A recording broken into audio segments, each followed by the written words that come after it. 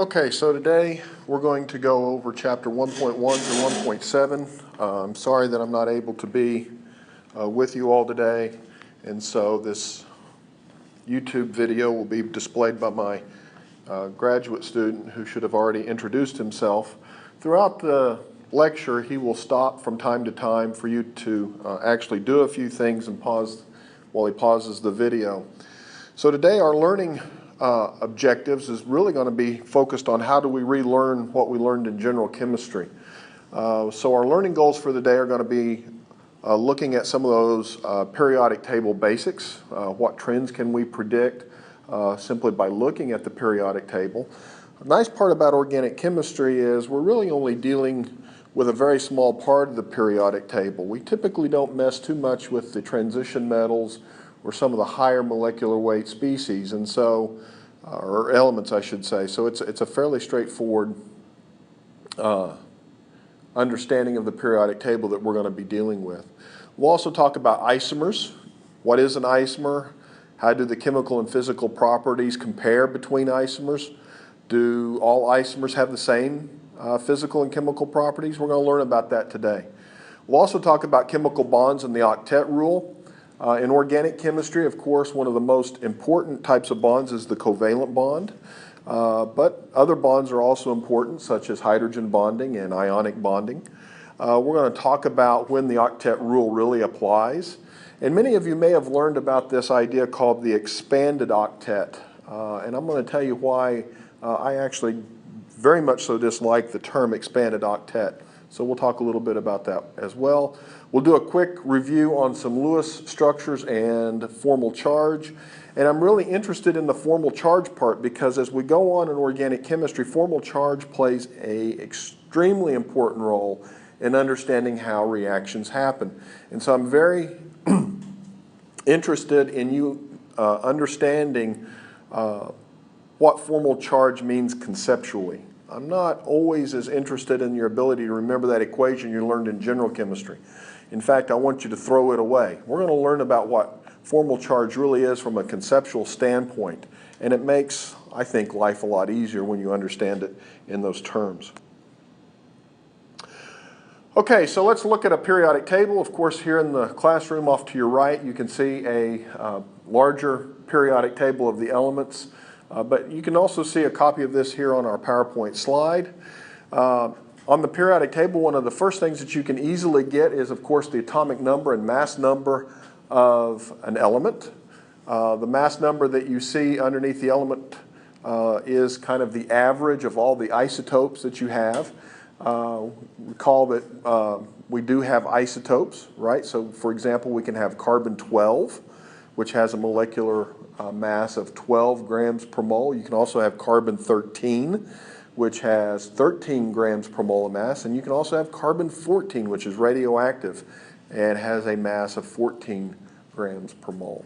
Okay, so if you look at the notation up there where it says X, superscript A, subscript Z, that is the proper way in which you would actually write an element down on a piece of paper.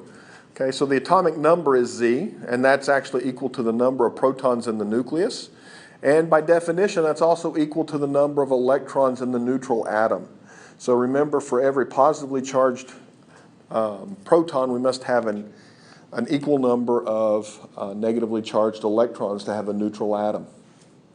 Okay, the mass number is A. That is the sum of the protons and the neutrons in the nucleus. So if you look at carbon, for example, you see that the atomic number is 6, and that the mass number, of course, for carbon-12 is 12. So that tells us something about how many neutrons we have within that particular element. One of the interesting things, if you look at this notation, you will recognize immediately that you do not have to list Z at all when you do this, because X, okay, which is the atomic symbol, is unique for each element. So in reality, we don't even need to worry about Z. So when you write carbon-13, for example, you would just write a superscript 13 and a big C for carbon, right? You wouldn't have to put the 6 down there for carbon because there's no other symbol that shares the atomic number of 6. It solely belongs to C, right, or for carbon. So as a shorthand version, we always leave Z out because the symbol itself takes care of the atomic number. But technically speaking, one should always write it like that. But for our purposes, we are not interested in that at all. We are just interested in you knowing the atomic symbol that you need and the mass number. All right, so let's do a brief concept test. So I want you to answer these 3 questions on your own for a couple of minutes. I want you to give the atomic notation for tritium, which is a hydrogen isotope of mass 3. I want you to tell me how many neutrons are in an isotope of carbon with a mass of 13. And I want you to tell me how many electrons are in carbons 12, 13, and 14. And so right now I'm going to ask my graduate student to pause the video and give you all a couple of minutes to actually answer those questions, and then he'll return back to the video. Okay, now that we're back, let's look at the answers to the concept test. Of course, given the atomic notation for tritium, tritium is a hydrogen isotope, so the atomic symbol is H, and it has a mass of 3. So you should have a superscript 3 and a big H. Okay? Now, it also turns out that chemists have also devised a series of shorthands for some of the isotopes.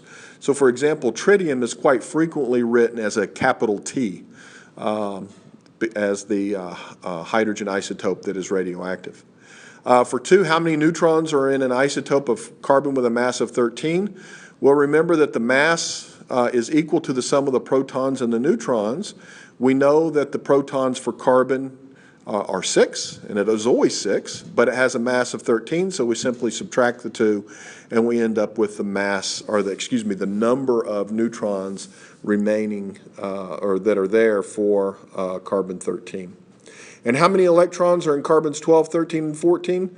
Well, we know that there has to be 6 electrons to have a neutral atom of carbon, or 6 electrons, I think I said neutrons, 6 electrons for a neutral element for carbon. And so carbons 12, 13, and 14 are only isotopes that differ in the number of neutrons, not in the number of electrons. So in that case, all of those carbon atoms, carbons 12, 13, and 14, would all have 6 electrons in a neutral element.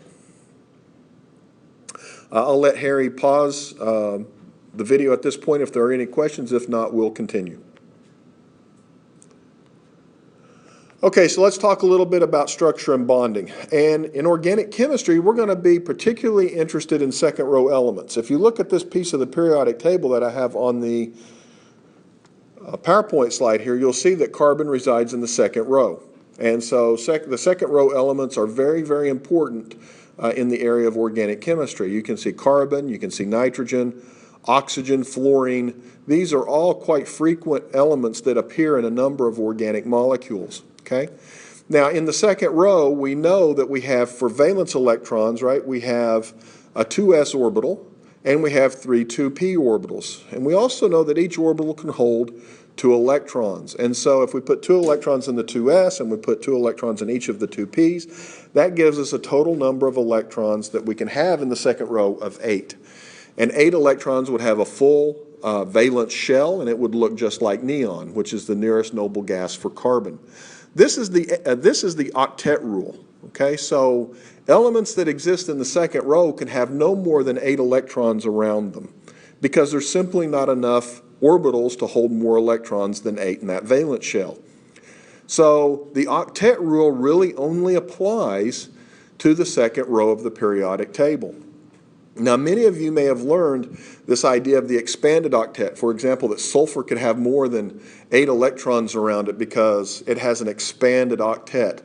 Well, there's really no such thing as an expanded octet. If I expand 8, really I have 9, 10, 11, 12, so on and so forth. So this idea of an expanded octet is really kind of nonsense.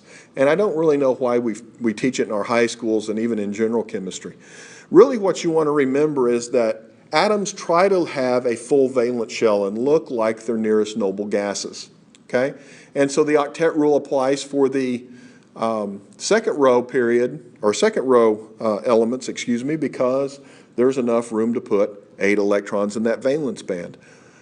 But once you go Further down in the periodic table, more orbitals are available. Okay, we get into the third row, all of a sudden we have all these d orbitals that we can take into account, so on and so forth. And so we can actually accommodate more electrons in the valence shell. And so it's not a question of expanded octet. Octet really only applies to the second row. Let's talk a little bit about isomers. Okay, one of the things that we talked about the other day in the introductory material was that structure really is everything. Structure is very, very important. It determines whether or not a particular molecule has certain physical and chemical properties. And when you take some higher level chemistry courses, for example, biochemistry, you're going to learn that structure is everything in terms of how things function in living systems. And isomers is the place where we want to start talking about structure, and we'll also start talking about function. So briefly, what is an isomer? Well, an isomer is a compound, okay, that has the same number and types of atoms. So in other words, it has the same molecular formula, but the compound is different.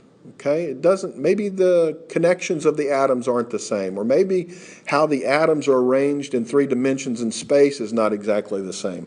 And we're going to learn as we go on in organic chemistry this semester that there are actually several different types of isomers that we will need to consider. There are geometric isomers, there are constitutional isomers, there are stereoisomers, so on and so forth. And we'll learn about all those definitions this semester as time goes on. Okay?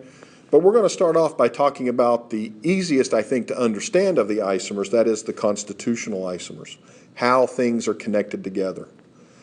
So let's look, for example, let's suppose we have a molecular formula of C2H6O. So we have 2 carbons, 6 hydrogens, and a single oxygen to play with. And it turns out that there are 2 possible isomers for this. One of them being ethyl alcohol, the grain alcohol in beer, wine, and spirits. And the other possible way of connecting those is to get a molecule called dimethyl ether, a very different molecule. Don't worry so much right now about the naming. We'll talk about nomenclature as we go on. But for the moment right now, I want you to recognize that those are 2 vastly different names. But nonetheless, they both contain 2 carbons, 6 hydrogens, and a single oxygen atom. Let's look at some of the properties. Well, if we look at the boiling point, for example, if we were to look that up in Wikipedia, for example, we would find that the boiling point of ethyl alcohol is just under 79 degrees Celsius. Okay, pretty high. If we look at dimethyl ether, we see that it boils just above negative 25 degrees Celsius. That's a pretty low boiling point. Okay, so at ethyl alcohol at room temperature, of course, would be a liquid, and dimethyl ether at room temperature, of course, would be a gas. But nonetheless, they both contain 2 carbons, 6 hydrogens, and an oxygen. The melting points, as you can see, are also quite different, as are the reactivities. If I take a little bit of ethyl alcohol, if I was to come in here and put this on the front desk, and I took a little chunk of sodium metal and I tossed into the ethyl alcohol, you would start to see bubbling occur. A reaction would be occurring where hydrogen gas would be liberated. And in fact, if that chunk of sodium was large enough, we would actually probably have a fire and maybe even a small explosion.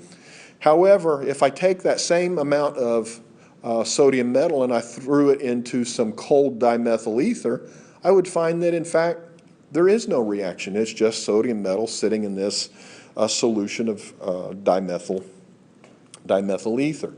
So we can see in this case that in fact the chemical properties of these 2 different compounds is quite different. One is reactive towards sodium metal, the other is not. So this is a clear indication then that we have differences in not only physical properties but also chemical properties.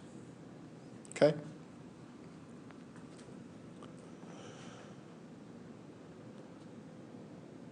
So let's talk about how chemical information has evolved. Okay? So we have an unknown compound, let's suppose.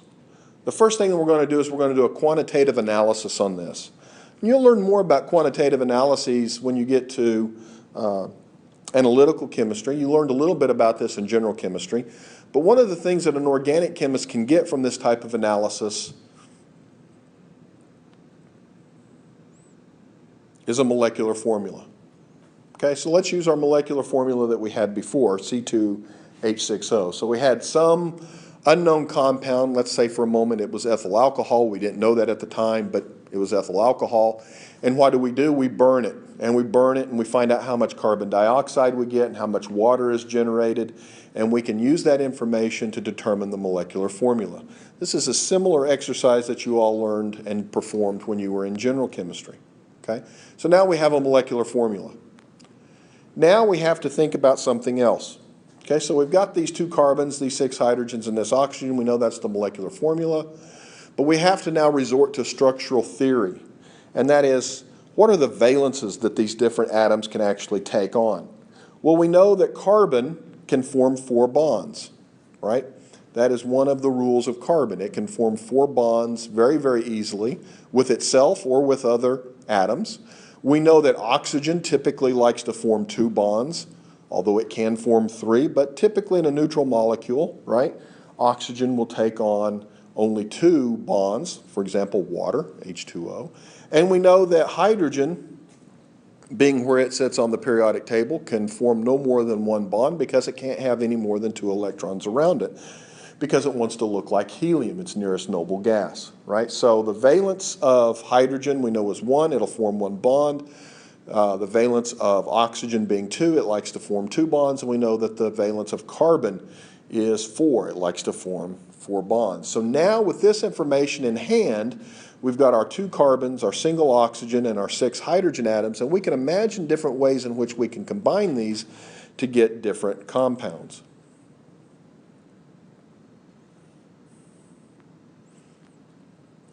So we start off with our elements and our known valences. And if we look at this, we see that there are actually 2 ways in which we can adhere to the octet rule for everything and have neutral molecules in a way that allows us to put this together. So if you look at ethyl alcohol, we can have 1 carbon with 3 hydrogens attached to it, followed by a carbon with 2 hydrogens attached to it, followed by an oxygen, which is attached to a hydrogen. Everything has met its valence. Each carbon atom has 4 valences, the oxygen has 2 valences, and each hydrogen has a valence of 1. And that gives us ethyl alcohol. However, we can imagine not having the 2 carbons connected together and insert the oxygen in between those 2 carbons. So now we have a carbon with 3 hydrogens that's attached to an oxygen, and that oxygen again is attached to a carbon with 3 hydrogens. We have not violated any of the valence rules in doing this, but we have made a new compound. This is dimethyl ether. And if you look at this, you can see that the OH is what we call an alcohol group, and a carbon bound to an oxygen, which is bound to another carbon, is known as an ether. And we'll learn more about those functional groups later. But suffice it to say that these 2 things have very, very different physical properties. We know that ethyl alcohol has a higher boiling point than dimethyl ether, and we know that ethyl alcohol will react with sodium metal, whereas dimethyl ether will not. Okay? These are isomers of one another. Okay? So it has the same number and type of atom in both molecules. They both share the same molecular formula. However, the connection of those atoms is obviously very different. For ethyl alcohol, we have a carbon connected to a carbon that's then connected to an oxygen. Here we have, in dimethyl ether, we have a carbon that's connected to an oxygen that's then connected to another carbon. And since the connectivity of these 2 molecules is actually different, we say that they are constitutional isomers of one another. That is, they have a different connectivity or constitution with respect to each other. Okay? So let's continue looking at some constitutional isomers. You can see the definition up there. We've just talked about that. Let's look at a couple of other examples. So on the left there in yellow, we have the molecule known as nitromethane, and on the right we have the molecule known as methyl nitrite.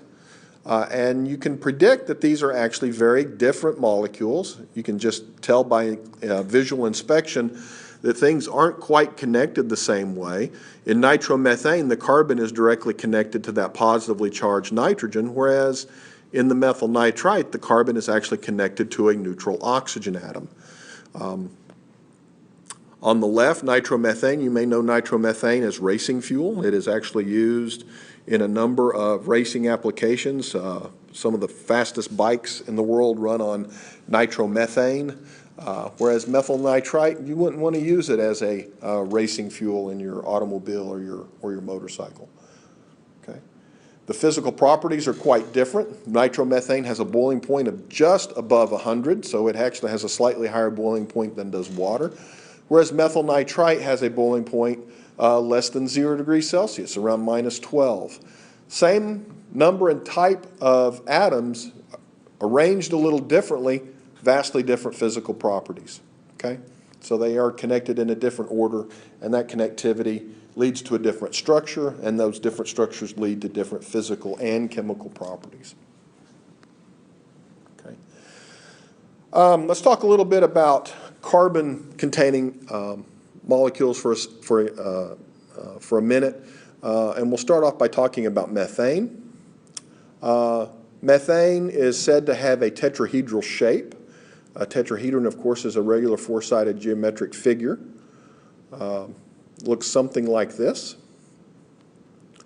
And if you look at the orbitals that are connecting the carbon and the 4 hydrogens together in methane, what you'll find is that the hydrogens actually end up pointing towards the corners of that tetrahedron.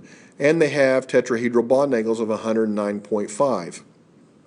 Okay, so CH4 will have a shape similar to a tetrahedron, and those bond angles are essentially a perfect tetrahedral bond angle of 109.5. Okay. And so if you think about having a carbon atom with 4 different things bound to it, or 4 things bound to it, I should say, this tetrahedral carbon atom, if you will, really accounts for the overall shapes of a number of organic structures. And when we get to working with our model kits, you'll see how you can take a series of tetrahedra, that is carbon with 4 single bonds, if you will, and you can connect them together and get all sorts of different shapes that account for a variety of the organic structures that we're going to be talking about.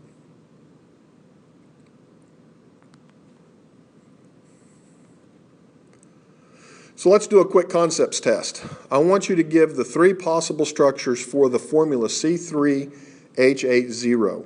Remember that carbon has a valence of 4, hydrogen has a valence of 1, and oxygen has a valence of 2 for a neutral molecule. And so I want you on a piece of paper to think about how many different ways you can combine those 12 atoms and get different structures. So I'm going to ask my graduate student, Harry, to pause the video for a few minutes while you and your partners in the class, so you can work with others, come up with the different structures for that molecular formula. Okay, so take about 4 or 5 minutes, and then he'll start the video again.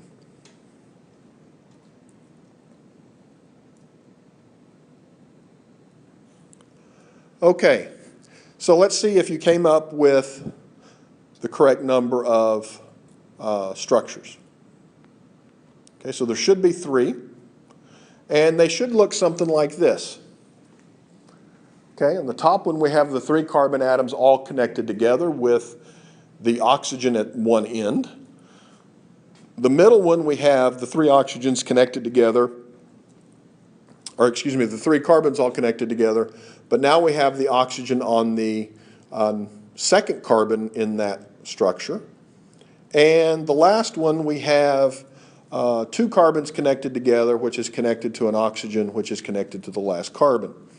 And so these are 3 different ways in which we can put these atoms together to come up with the 3 possible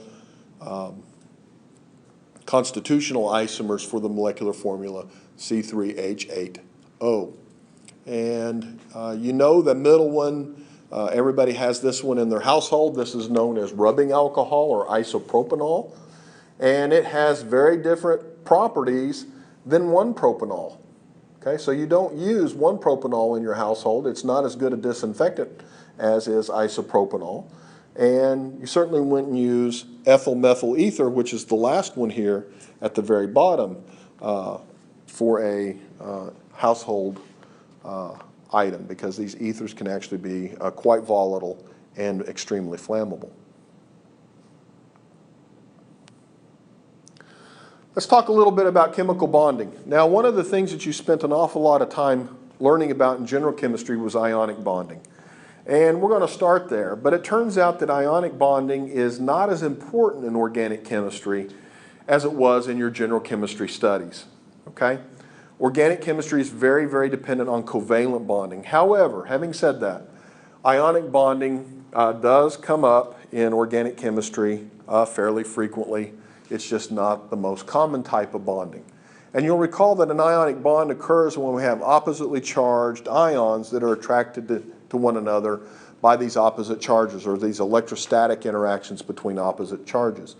And so here's a crystal view of sodium chloride, ordinary table salt, where sodium, of course, is cationic, and the chloride, of course, being the anion. And these things will form these three-dimensional lattices where you have a positive next to a negative. And it typically turns out, of course, that ionic bonding occurs between things that are on opposite sides of the periodic table. So usually between the metals, which are on the left side of the periodic table, and the nonmetals, which are on the far right side of the periodic table.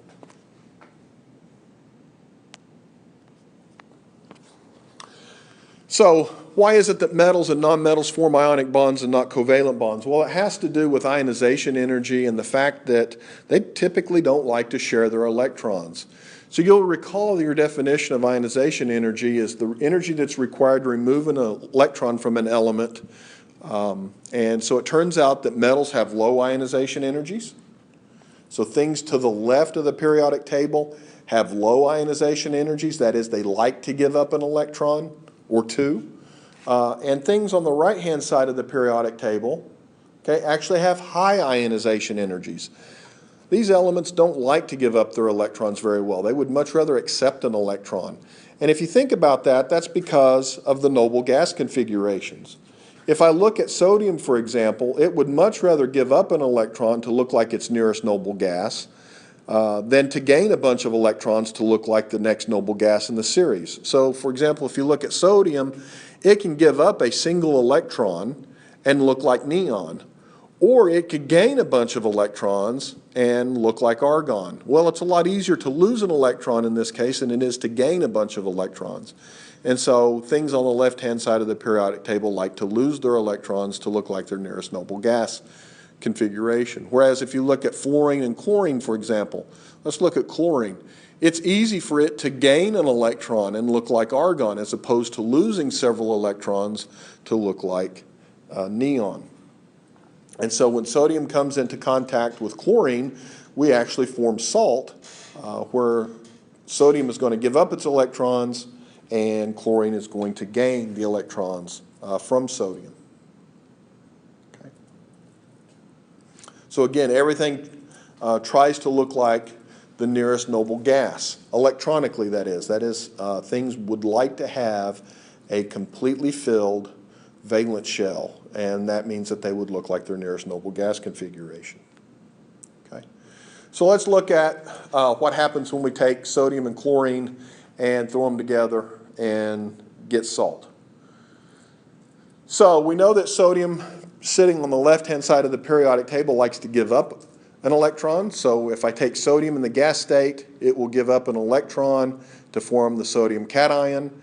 That takes 119 kilocalories per mole of energy for that to occur.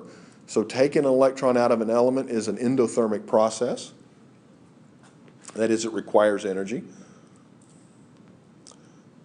Now if we look at chlorine, chlorine in the gas state would like to gain an electron to look like its nearest noble gas to give us the chloride anion, right? And the electron affinity for that is negative 83.4 kilocalories per mole. That is, it releases energy because now the valence shell is completely filled. It's more stable, and more stable things means that you have to release some energy.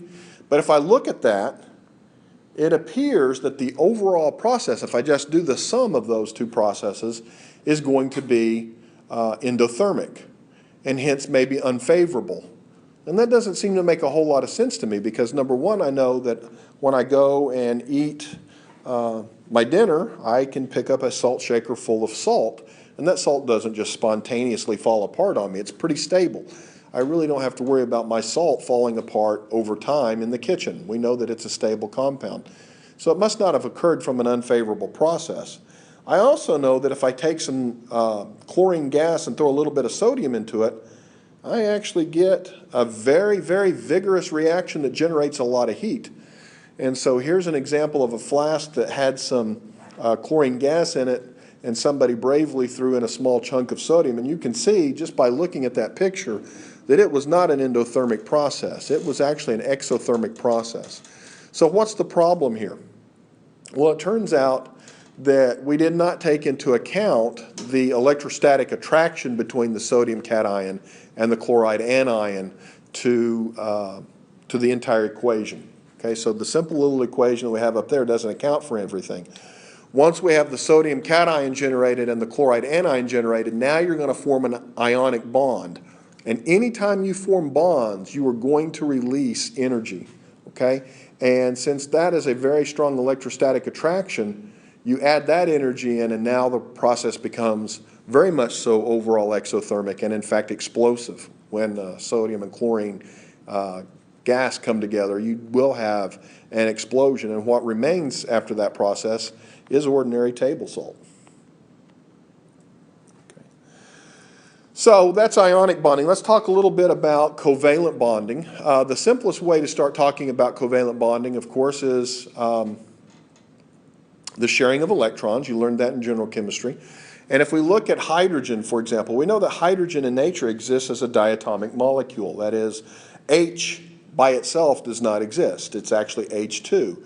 And that's because each hydrogen atom comes with one valence electron. And neither one of those hydrogen atoms that you see there actually looks like its nearest noble gas, helium. They're one electron shy.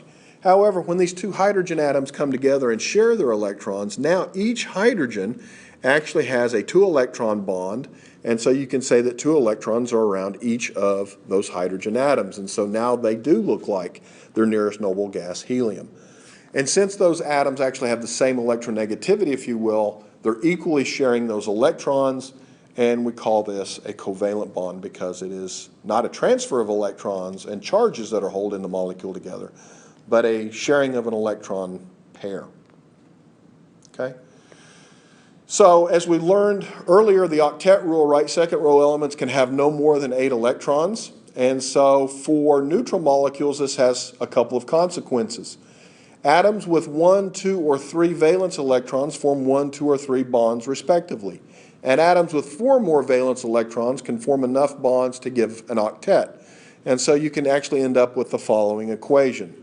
You can actually predict the number of bonds by taking 8, which we get from the octet rule, minus the number of valence electrons, right? So if we think about this real quick, carbon has how many valence electrons? It has 4 valence electrons, right? And so 8 minus 4 is 4, and that predicts that carbon should form 4 bonds. And in fact, that's what we see, okay? So real quick concepts test here. How many covalent bonds should oxygen, fluorine, and nitrogen have in a neutral compound? Remember, the equation is 8 minus the number of valence electrons. So oxygen comes in with 6 valence electrons, and if we do the math, right, we're going to get the 2 covalent bonds that should form. Go ahead and do this for fluorine and nitrogen. I'll give you just a moment, and then you can share your answers with the group.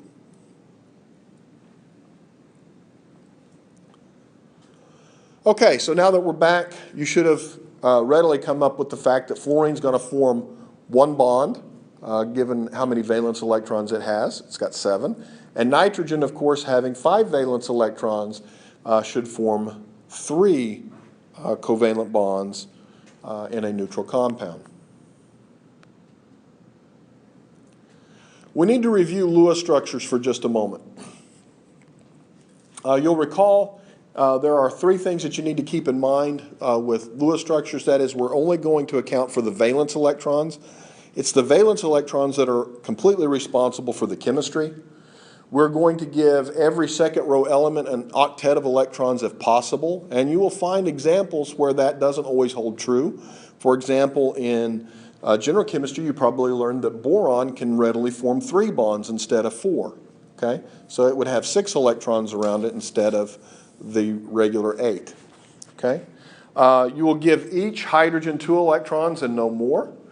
And remember, when we bring the Lewis structure together, as you can see there, so here we have a hydrogen atom and a fluorine atom coming together to share electrons, so that the fluorine will have a complete octet around it and the hydrogen will have a complete duet, that is 2 electrons around it. Both of them now look like they're nearest noble gas, and so everything is nice and happy. But we can draw that shared pair between the hydrogen and the fluorine as a line, which indicates a 2-electron bond between the hydrogen and the fluorine. Lewis structures for ions, a little more complicated. Let's take, for example, the carbonate ion CO3 2-. So we'd have to know how many valence electrons we're dealing with, right?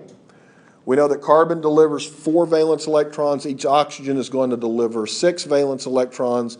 And then we have 2 negative charges that we have to account for, so we throw in 2 additional electrons. And when we sum that up, we have 24 valence electrons to take into account. We also know that carbon is the central atom in the carbonate ion. You may recall that from general chemistry. And in our next lecture, we'll talk a lot more about how we know that. Okay. And so now, knowing the valences and keeping in mind the octet rule, we can start to put atoms together. And so we can actually have carbon with 3 oxygens attached like this, and you'll see that that only accounts for our 22 valence electrons. We still have 2 more electrons to account for. And so we can throw in 2 electrons on the oxygen atoms. But when we do that, we notice that the octet rule is still not satisfied at carbon and 1 of the oxygens. If you look at the carbon, you see 7 electrons around it. And if you look at the oxygen to the right, not bearing the negative charge, you will also see 7 electrons around it. Well, since both of those atoms have a single unpaired electron, they can actually share that electron to actually form an octet around everything. And so now we have a carbon that is doubly bound to a single oxygen and singly bound to 2 other oxygen atoms. And everything now has an octet, and everything is happy, so to speak. Okay? And you can draw it this way, which is a heck of a lot easier and faster than drawing in all the dots. Okay?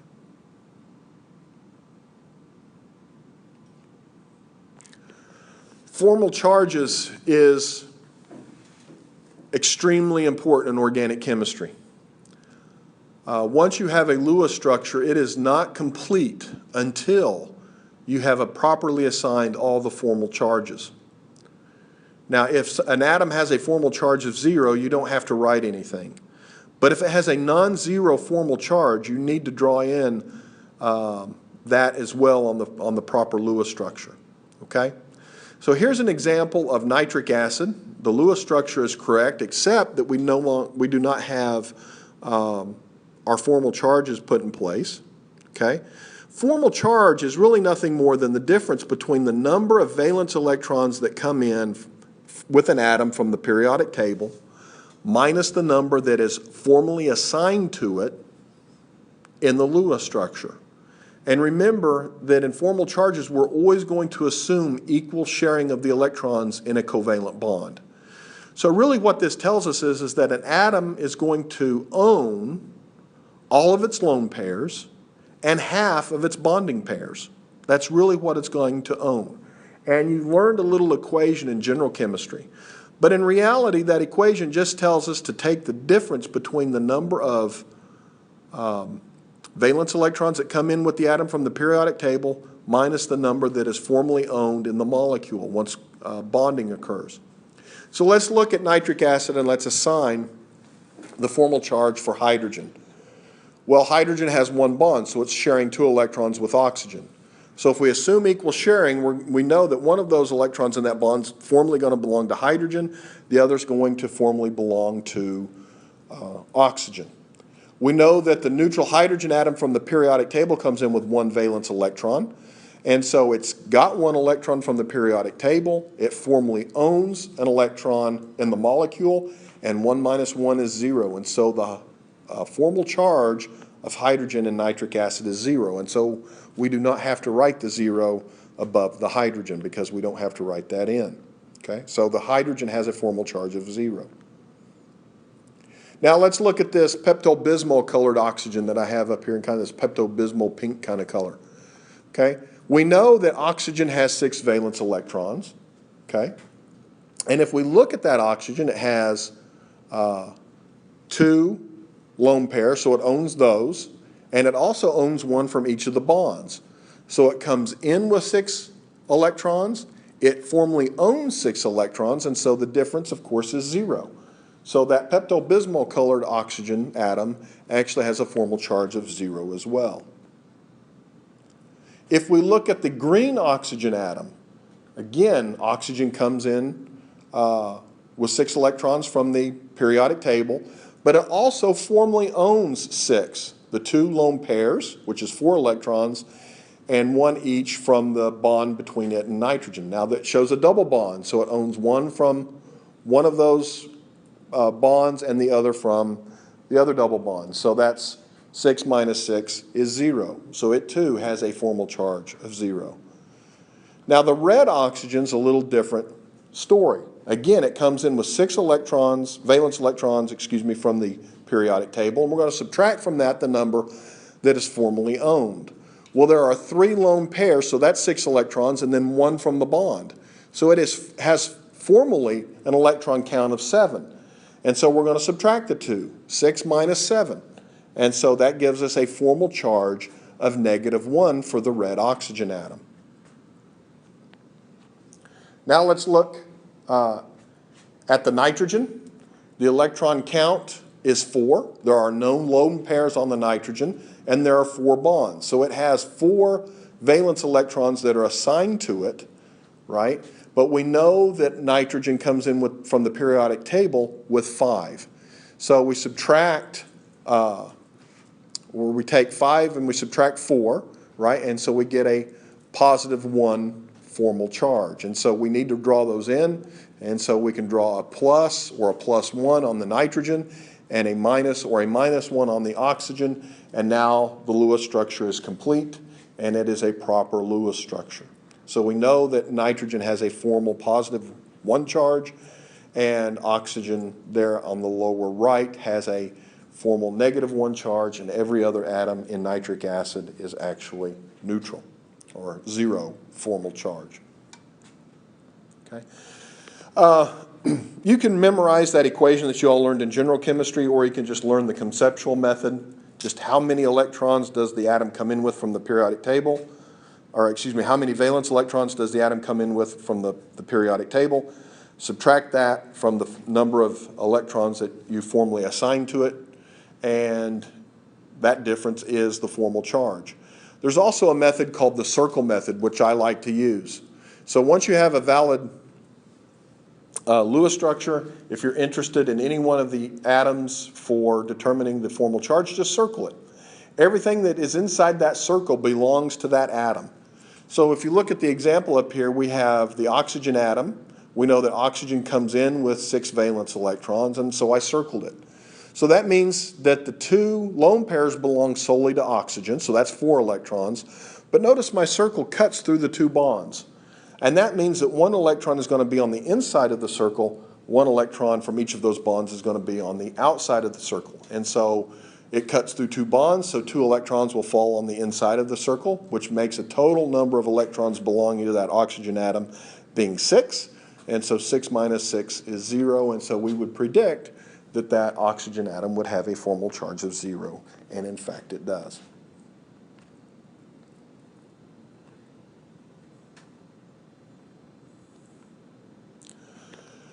You can calculate formal charges and get the right answer on an exam, but it's going to be to your benefit to actually have memorized some of the typical formal charge states for the atoms that are highly used in organic chemistry. For example, if you look at table 1.3 in your book, here's some common things that have a formal charge of +1, a formal charge of 0, and a formal charge of -1. So for example, we know if a carbon atom has 4 bonds, it's going to have a formal charge of 0. If, however, that carbon atom has 3 bonds and no lone pairs, it's going to have a formal charge of +1. Also, if that carbon atom has 3 bonds and a lone pair, it's going to have a formal charge of -1. Oxygen the same way. Oxygen with 2 bonds is neutral, oxygen with 3 bonds is positive, and oxygen with only 1 bond and all of its lone pairs is going to be negatively charged. I would strongly urge you to kind of commit to memory some of these formal charges because it's going to make life a lot easier for you in terms of saving time on an exam. However, if you forget, you can always use the circle method and calculate the appropriate formal charge for the atom requested on an exam or homework assignment, etc. Okay, so for next time we're going to continue in Chapter 1. Don't forget that the sapling homework is currently available, has been for some time.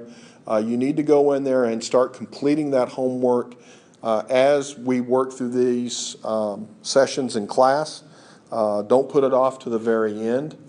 I will return to class on Monday ready to go, and we'll continue on in Chapter 1. One of the things that I will do is probably start off with a little bit of a review from this, just in case some things weren't clear. But Harry is now going to pass out a note card, and on that note card on one side I want you to print. Please print, do not sign, but print your name and put your ID number, and then flip it over on the back and write on the other side of it one concept that we talked about today that you think causes you the most confusion.